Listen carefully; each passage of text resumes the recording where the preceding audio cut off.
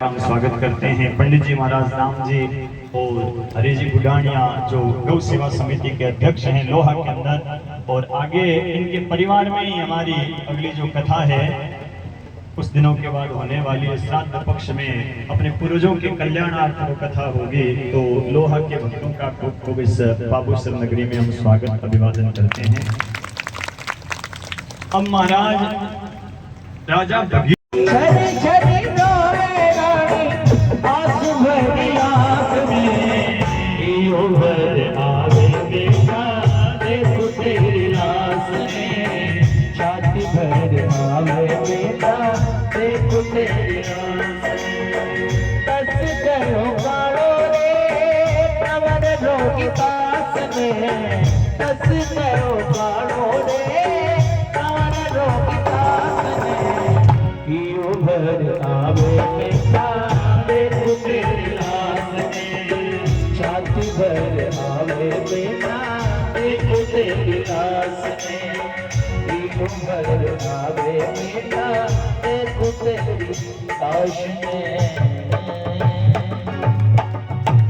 महाराज आधी रात का समय तारावती अपने पुत्र के लाश को लेकर के जैसे ही शमशान के अंदर पहुंची है, शमशान के अंदर जाकर के तारावती ने देखा महाराज कई लाशें जलने को तैयार थी, कई जल रही थी। तारावती ने सोचा मेरा यहाँ कहाँ नंबर आएगा। एक कोने में जाकर के अपने पुत्र की लाश को गोदी में रख करके बार बार छाती पीट करके रोने लगी। हरिश्चंद्र की नजर पड़ी लेकिन हरिश्चंद्र ने पहचाना नहीं। हरिश्चंद्र सोचता है बेचारी को दुखियारी होगी। और महाराज हरिश्चंद्र आकर कहता है अरे यहाँ रोने से कुछ नहीं होता, यहाँ जो आता है उसको जलना पड़ता है, जल्दी से तू मुझे कर दे दे और मैं इस लाश को जला दूंगा। तारावती ने जैसे ही देखा हरिश्चंद्र की तरफ, शरीर बदल गया था, शरीर का ढांचा बदल गया, पहचान नहीं पाई। तारावती कहती है अरे देव मेरे पास कहाँ कर है, मेरे पास तो उठाने के लिए कफन नहीं है अपने बेटे को, मैंने अपनी साड़ी को फाड़ करके तो कफन उठाया है। अरे ये इकलौता मेरा बेटा है, जलना तो इसको है लेकिन कम से कम अंतिम बार मुझे जी भर करके रो तो लेने दो। हरिश्चंद्र की नजर पड़ी रोहित पर, पहचाना तो नहीं लेकिन हरिश्चंद्र सोचता है अभी मेरा बेटा रोहित भी शायद इसी उम्र का होगा, पता नहीं कहाँ होगा। लेकिन उस हरिश्चंद्र को क्या पता, अरे हरिश्चंद्र तेरा ही बेटा यहाँ पर मरा पड़ा है। और महाराज हरिश्चंद्र को दया आई और उसने पूछ लिया देवी ये किसका पुत्र है, यदि पुत्र मर जावे तो उसको शमशान में लाने का काम एक पिता का होता है या भाई का होता है, लेकिन एक माँ शमशान में नहीं आती। आज माँ को शमशान में क्यों आना पड़ा। तारावती ने जैसे कहा है कि कोई साधारण बालक नहीं है, ये अयोध्या के सम्राट राजा हरिश्चंद्र का बेटा रोहित है और मैं हरिश्चंद्र की पत्नी तारावती हूँ। जैसे ही हरिश्चंद्र ने अपना नाम सुना है, रोहित का नाम सुना, तारावती का नाम सुना, खंबे जैसा शरीर पछाड़ खा करके धड़ाम से जमीन पर गिर गया। तारावती तू यहाँ हमारा बेटा, हमारा लाल, हमारा रोहित। और महाराज अब तारावती ने अपने पति को पहचाना और तारावती अपने बेटे की मौत के दुख को भूल गई और महाराज अपने पति का हाल देखकर रोने लगी। पतिदेव आप यहाँ शमशान में चंडाल के भेष में, अरे आपकी सेना कहाँ है, आपका मुकुट कहाँ है। दोनों पति पत्नी इतने रोए हैं, इतने रोए हैं। आज हरिश्चंद्र कहता तारावती अब इस संसार में हमें जीना नहीं।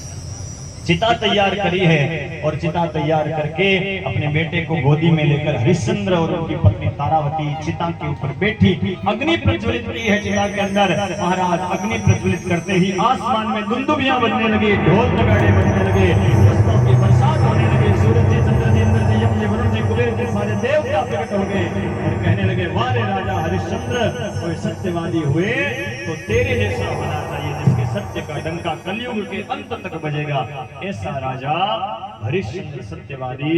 ध्यान देना यह सूर्य वंश की वंशावली की कथा चल रही है। उसी सूर्य वंश के वंश में आगे चल करके हरिश्चंद्र का बेटा रोहित हुआ, रोहित का बेटा हरित हुआ, हरित का बेटा चंप हुआ, चंप का बेटा भिरुक हुआ, भिरुक का बेटा आहुक हुआ और आहुक का बेटा बाहुक नाम का राजा हुआ। इस बाहुक की कई पत्नियां थी। पुत्र नहीं हुआ तो पुत्र कामेष्ट यज्ञ किया, और एक रानी गर्भवती हुई तो बाकी सारी रानियों ने मिलकर के उस गर्भवती रानी को जहर पिला दिया। सोचा इसका बच्चा भी मर जाएगा, लेकिन वशिष्ठ ऋषि ने औषधियों के द्वारा उस बच्चे को जहर के साथ जिंदा रखा, और जब उस बच्चे का जन्म हुआ तो उसके साथ में इतना सा जहर माथे पर साथ में जन्मा। और जहर को संस्कृत के अंदर कहते हैं गर, गर का अर्थ होता है जहर, जिसका जन्म गर के साथ हुआ, इसीलिए राजा बाहु का बेटा सगर कहलाया। जिसका जन्म गर के साथ हुआ इसीलिए उसका नाम पड़ा सगर। और महाराज उस राजा सगर की दो पत्नियां थी, एक का नाम सुमति, दूसरी का नाम केशनी।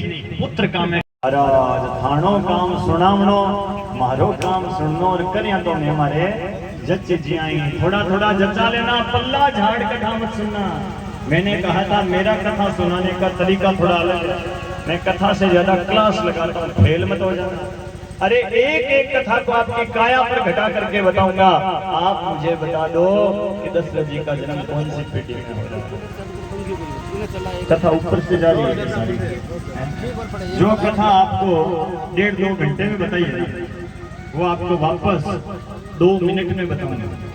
लेकिन आप ऐसे उंगली पर गिन करके बताओ कि दशरथ जी का जन्म कौन सी पीढ़ी में हो रहा है, तब तो सारी पीढ़ियां भी वापस बताऊं 1 मिनट में, नहीं तो सीधा राम जी का जन्म कराऊंगा।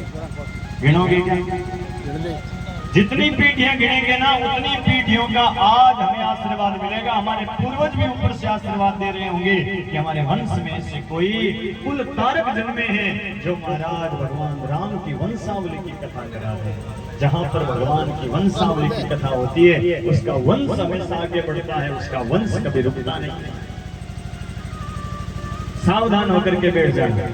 और महाराज गिनना कैसे? जैसे नोट गिनते हो ना, एक इधर उधर नहीं होता, वैसे गिनना पीढ़ियां तब समझ में आएगी। उंगली पर ऐसे उंगली लगा लेना। ब्रह्मा जी से पहली पीढ़ी से मैं प्रारंभ कर रहा हूँ। ब्रह्मा का बेटा कश्यप नाम का राजा हुआ, कश्यप का बेटा वैवस्वान हुआ, वैवस्वान का बेटा श्राद्धदेव हुआ, श्राद्धदेव का बेटा सुद्युम्न हुआ, सुद्युम्न का बेटा सरियाती हुआ, सरियाती का बेटा प्रसुत्कर हुआ, प्रसुत्कर का बेटा नभग हुआ, नभग का बेटा नाभाग हुआ, नाभाग का बेटा अम्बरीश हुआ, अम्बरीश का बेटा श्रुत हुआ, श्रुत का बेटा सिंधुदीप हुआ, सिंधुदीप का बेटा सिंधुनाथ हुआ, सिंधुनाथ का बेटा युवनाश्व हुआ, युवनाश्व का बेटा मानधाता हुआ, मानधाता का बेटा मुचकुंद हुआ, मुचकुंद का बेटा त्रिशंकु हुआ, त्रिशंकु का बेटा हरिश्चंद्र हुआ, हरिश्चंद्र का बेटा रोहित हुआ, रोहित का बेटा हरित हुआ, हरित का बेटा चंप हुआ, चंप का बेटा भिरुक हुआ, भिरुक का बेटा आहुक हुआ, आहुक का बेटा बाहुक हुआ, बाहुक का बेटा सगर हुआ, सगर का बेटा असमंजस हुआ, असमंजस का बेटा अंशुमान हुआ, अंशुमान का बेटा दिलीप हुआ, दिलीप का बेटा भगीरथ हुआ, भगीरथ का बेटा श्रुत हुआ, श्रुत का बेटा सिंधुदीप हुआ, सिंधुदीप का बेटा सिंधुनाथ हुआ, सिंधुनाथ का बेटा इडविड हुआ, इडविड का बेटा दीर्घबाहु हुआ, दीर्घबाहु का बेटा रघु हुआ, रघु का बेटा अज हुआ, और अज का बेटा श्री दशरथ जी महाराज। जल्दी बताइए कौन सी पीढ़ी चल रही है? 36वीं पीढ़ियों में एक बार जोरदार तालियां उनके लिए जिन्होंने आज अपनी 36 पीढ़ियों का उद्धार कर दिया है। वारे भाई बाबू सर, आज हमारी पीढ़ियां ऊपर से आशीर्वाद दे रही है। ऐसे कोई कुल तारक जन्मे हैं जो महाराज गंगा की कथा करा रहे हैं। अरे आजकल हम कथावाचकों ने, मैं आपकी बात नहीं करता, माता अहिल्या का उद्धार हुआ, उद्धार करके जनकपुरी के अंदर गए हैं। जनकपुरी के अंदर एक ऐसा धनुष रखा है जिसको मां सीता के अलावा कोई हिला नहीं सकता है। और राजा जनक ने संकल्प लिया जो कोई इस धनुष के ऊपर प्रत्यंचा चढ़ाएगा उसके साथ में अपनी बेटी खेल खेल में बहुत उठाया। विश्वामित्र जी ने लक्ष्मण जी का हाथ पकड़ा, कहा लक्ष्मण जी आप बैठ जाए, राम जी से कहा राम जी आप जाइए। राम जी गए, धनुष को प्रणाम किया, गुरुजनों को प्रणाम किया, धनुष के हाथ लगाया, चढ़ाते ही धनुष पुराना था, खींचते ही धनुष टूट गया। और जैसे ही धनुष टूटा है, धनुष टूटते ही माता सीता वरमाला लेकर के तैयार खड़ी है, माला पहनाने लगी। लेकिन राम जी है थोड़े लंबे का काम साधु क्या जाए। विश्वामित्र ने कहा मैं नहीं कहूंगा, सहेली के लक्ष्मण जी के पास, लक्ष्मण जी ने कहा लक्ष्मण जी आप कह दो ना।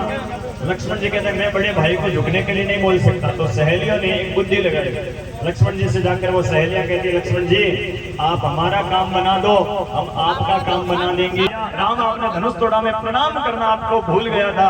अब जैसे लक्ष्मण जी झुके तो राम जी लक्ष्मण जी को उठाने के लिए नीचे झुके। अरे बस बस लक्ष्मण, इतने में तो माता सीता ने वरमाला पहना दी और सभी सखियां गीत गाने लगे। किस प्रकार? आइए बड़े भाव से भगवान राम के विवाह के अंदर हम सभी चले, गीत गाते हुए, नाचते हुए, आनंद लेते हुए। आइए बड़े भाव के साथ भगवान राम जी के विवाह के उत्सव में हो झुक जाओ मारा राजकुमार, झुक जाओ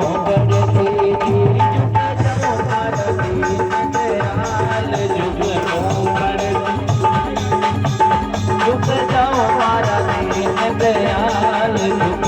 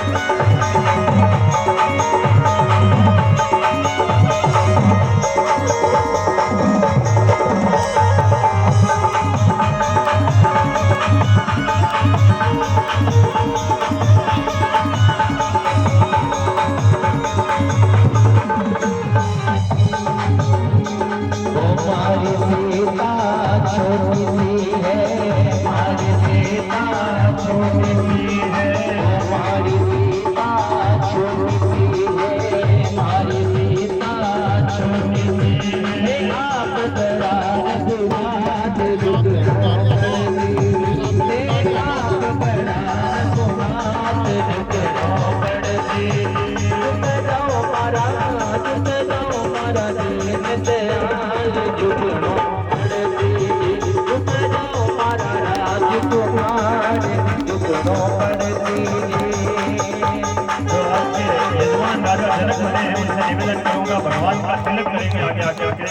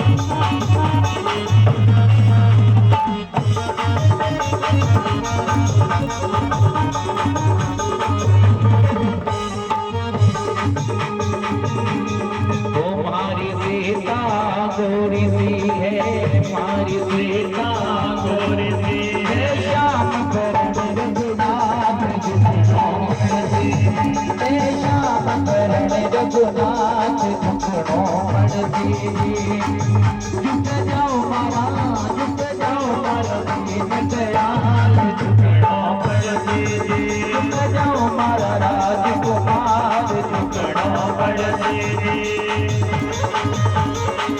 राधे जय हो। हरि बोल।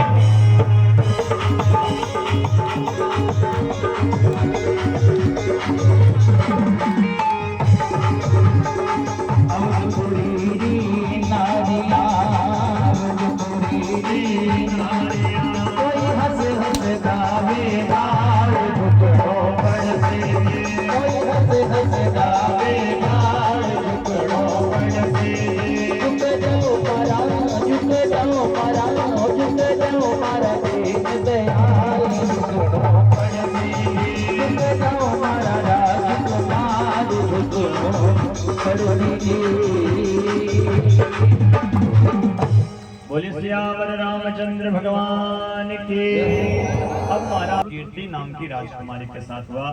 आइए आगे की हम राम कथा के अंदर प्रवेश करेंगे, उससे पहले कुछ भक्तों इन्हीं वंश में कई पीढ़ियों के बाद गाधी नाम का राजा हुआ। गाधी के कोई संतान नहीं थी, पुत्र कामेष्ट यज्ञ किया, एक सत्यवती नाम की बेटी का जन्म।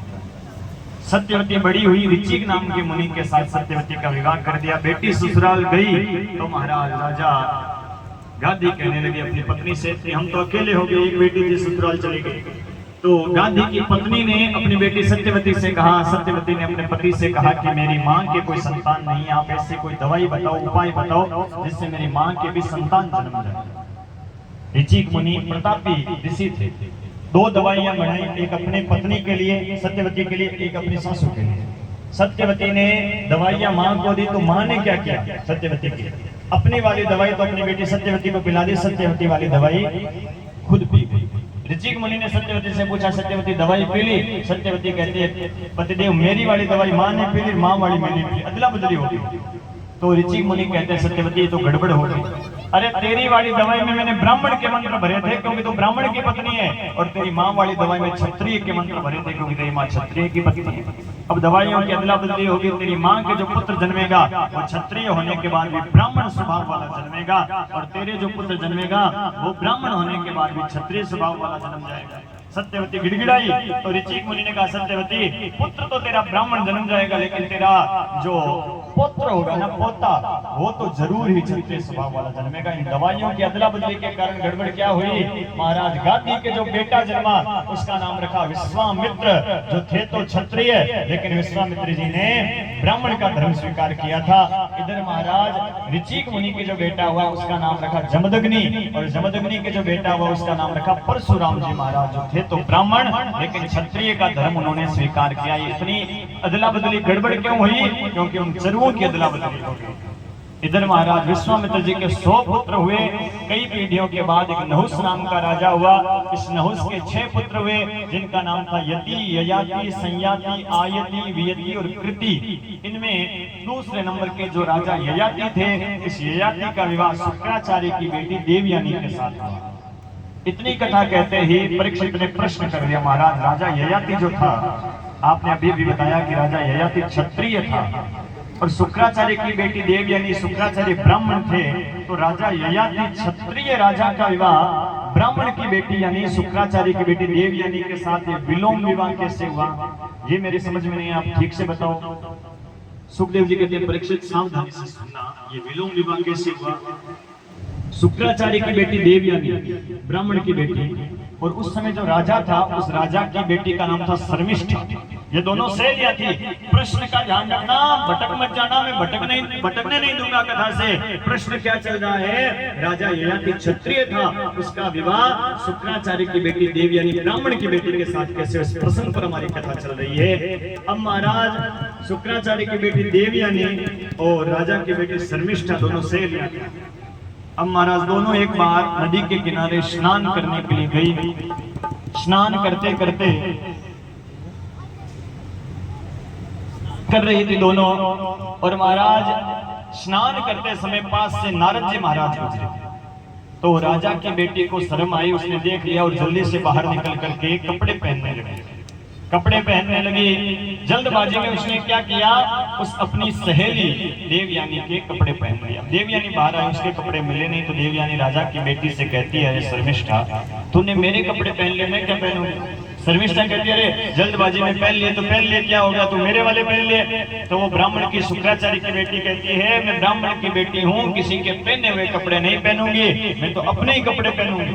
तो राजा की बेटी कहती बड़ी आई अपने कपड़े पहनने वाले, तेरा बाप मेरे बाप के सामने आता है, हाथ फैलाता है, भीख मांगता है, तब तो तेरा घर चलता है, भिखमंगी कहेंगे, पहनना है तो पहन ले, नहीं तो पड़ी रही यहीं पर।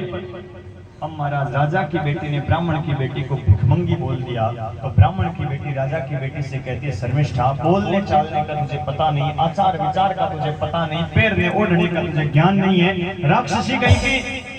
महाराज ब्राह्मण की बेटी ने राजा की बेटी को राक्षसी बोल दिया और राजा की बेटी ने ब्राह्मण की बेटी को भिखमंगी बोल दिया। दोनों बहने बहने वहां नदी के किनारे जुटम जुटम। अब महाराज ब्राह्मण और क्षत्रिय दोनों लड़े, तो दोनों में तेज कौन पड़े पता है क्या है? तेज कौन पड़ता दोनों में? सारे देवता पुष्पों की बरसात करने लगे, खुल गए सारे ताले, वाक्या बात हो गई। आइए बड़े भाव से भगवान की बड़ी सुंदर सी झांकी का हम भी दर्शन करेंगे। आइए श्री भाव के साथ। सारे ताले वाक्या बात हो गई, खुल गए सारे ताले वाक्या बात हो गई। जब से जन्मे कन्हैया करामात हो गई, जब से जन्मे कन्हैया करामात हो गई। कन्हैया करामात हो गई। श्री राधे जय हो, प्रेम से ताली सेवा करते हुए।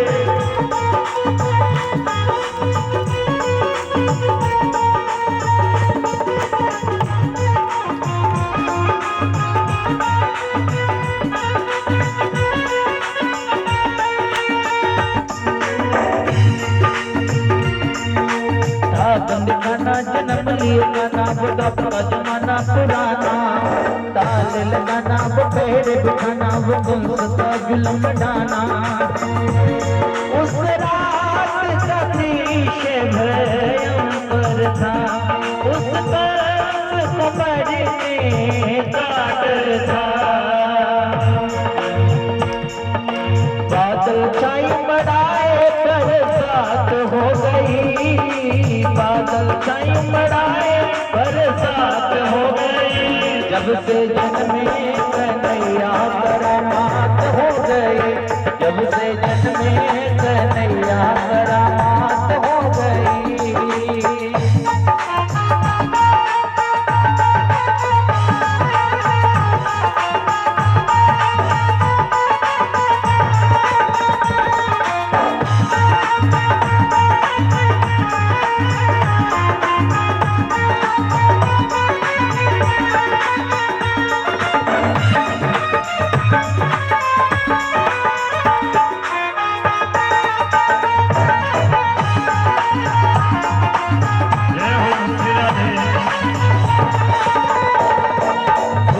काले सोए रखवाले हाथ में बरसियां भाले, खुल गए काले सोए रखवाले हाथ में बरसियां भाले। दिल के काले बड़े थे पाले वो काल के हवाले होने वाले, दिल के काले बड़े थे पाले वो काल के हवाले होने वाले। वासुदेव ने श्याम को उठाया था, तो करी में श्री श्याम को ले जाया था। गोकुल गाय हंसाए कैसी बात हो गई, गोकुल गाय हंसाए कैसी बात हो गई। जब से जन्मे कन्हैया करामात हो गए, जब से जन्मे कन्हैया करामात हो गई। मुलाकात हो गई, बरसात हो गई।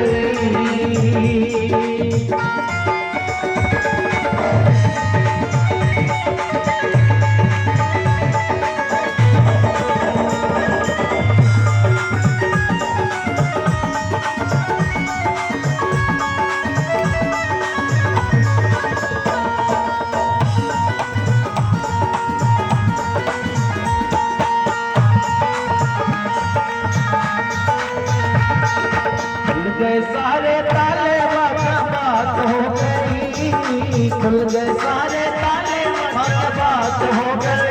जब जब से जन्मे कन्हैया करामात हो गए, तब से जन्मे कन्हैया करामात हो गए, भोला लाट हो गई, बरसात हो गई।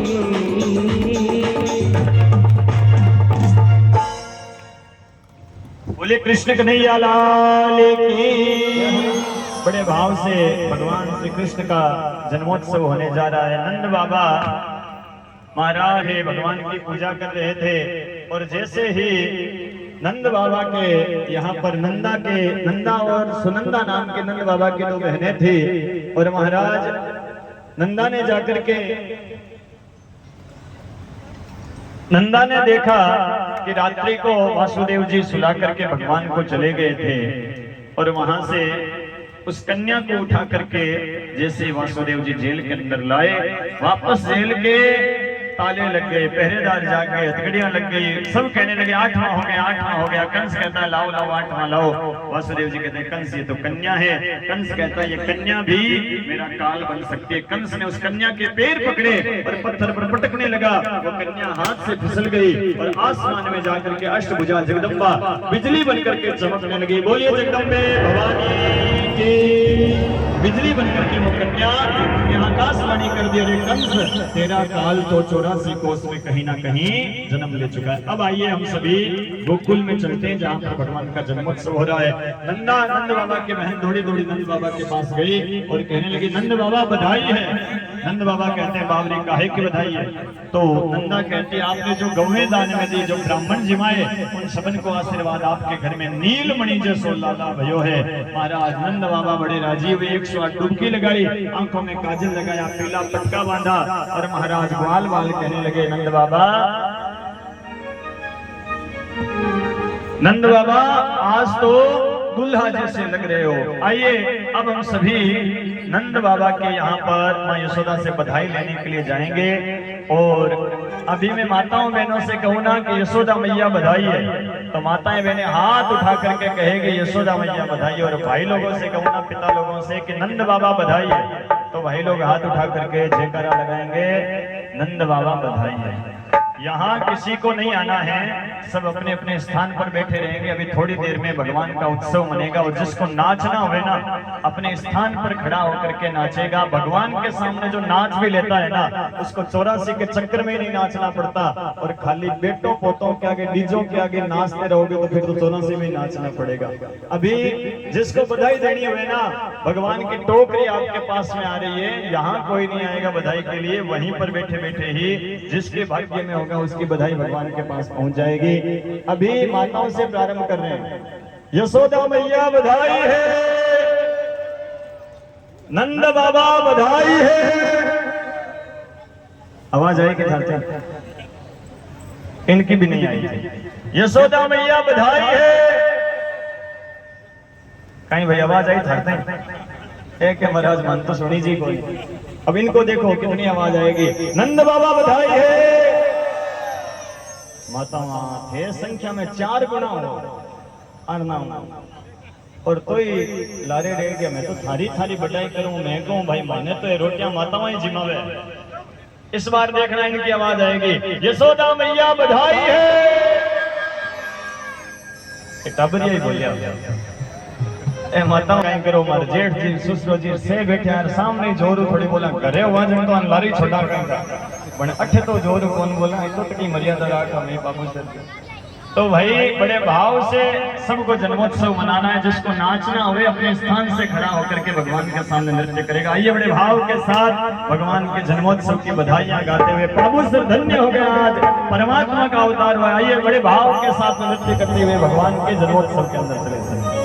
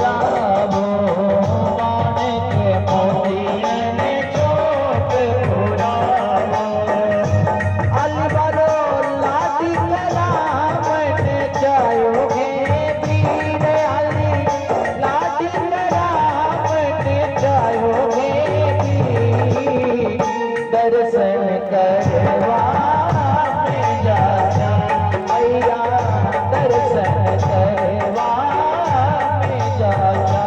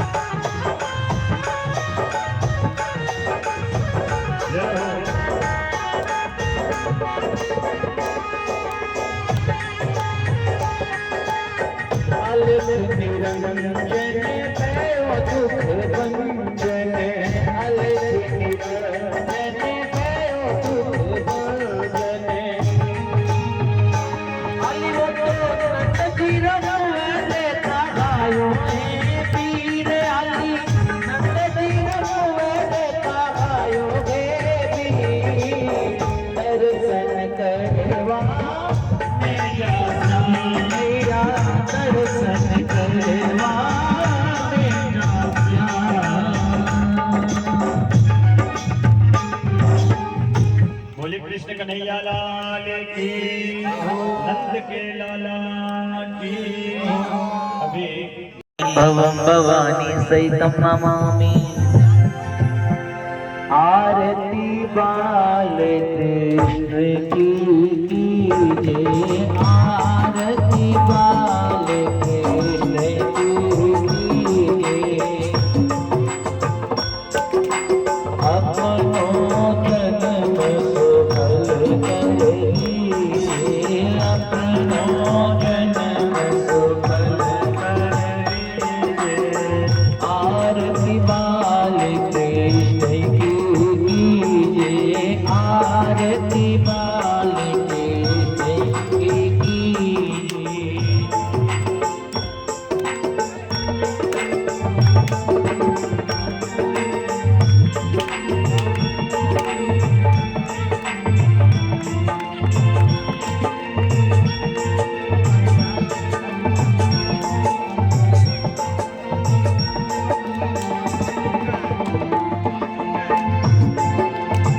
श्री यशोदा को परम दुलारो, श्री यशोदा को परम दुलारो। बाबा की अखियन को तारो, बाबा की अखियन को तारो। गोपियन को प्राणों से प्यारो, गोपियन को प्राणों से प्यारो।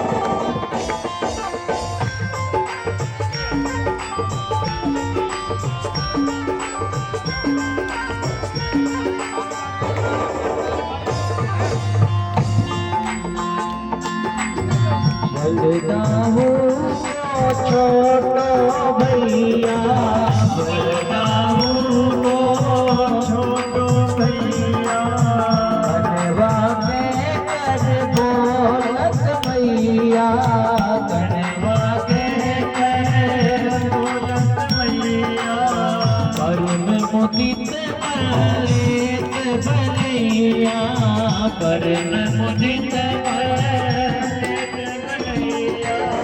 अपने सर्वस इनको दीजिए अपने सर्वस इनको दीजिए आरती बाल कृष्ण जी की दीजिए आरती बाल कृष्ण जी की दीजिए अपनो जन्म सफल कर लीजिए अपनो जन्म सफल कर लीजिए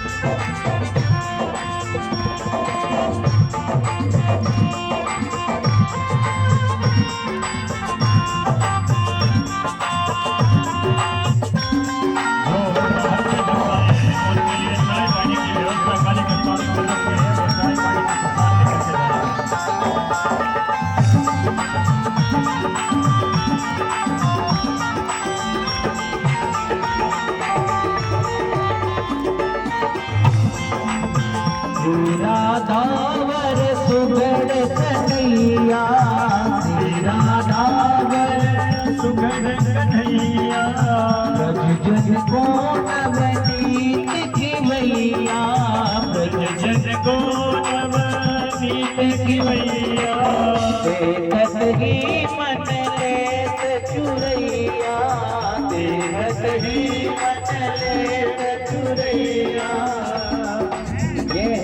छवि नैन कर लीजिए ये छवि नैन कर लीजिए आरती बाल कृष्ण जी की दीजिए आरती बाल कृष्ण जी की दीजिए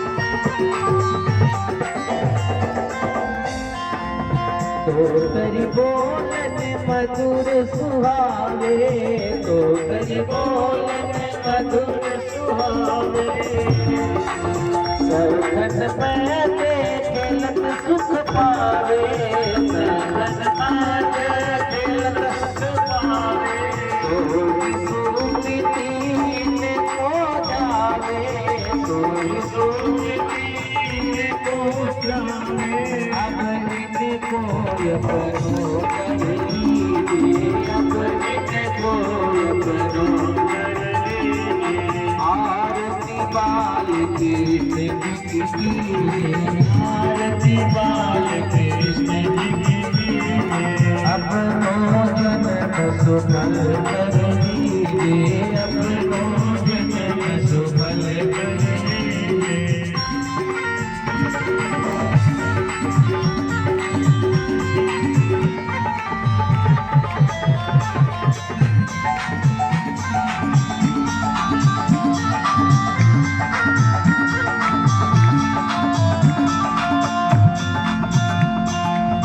वीर का साप के शरीर का छाता लागे होगा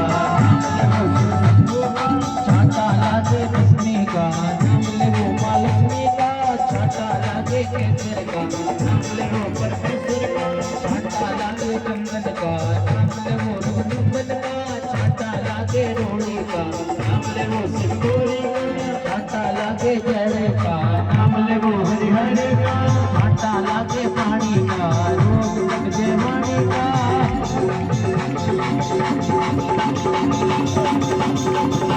लीला लीला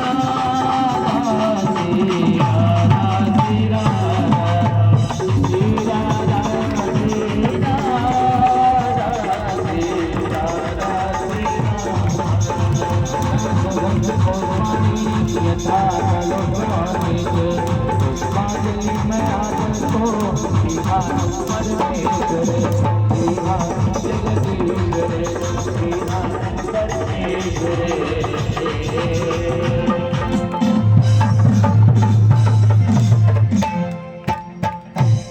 बोले मदर भगवान की, बोले वृंदावन बिहारी लाल की, बोले सावरिया सेठ की, बोले शंकर भगवान की, बोले हनुमान जी महाराज की, बोले वेद व्यास जी महाराज की, बोले सुखदेव जी महाराज की, बोले गैया मैया की, बोले संत सनातन धर्म की, बोले गुरु गोरखनाथ जी महाराज की, बोले झारवीर भोगा जी महाराज की, बोले आज के आनंद की। सभी को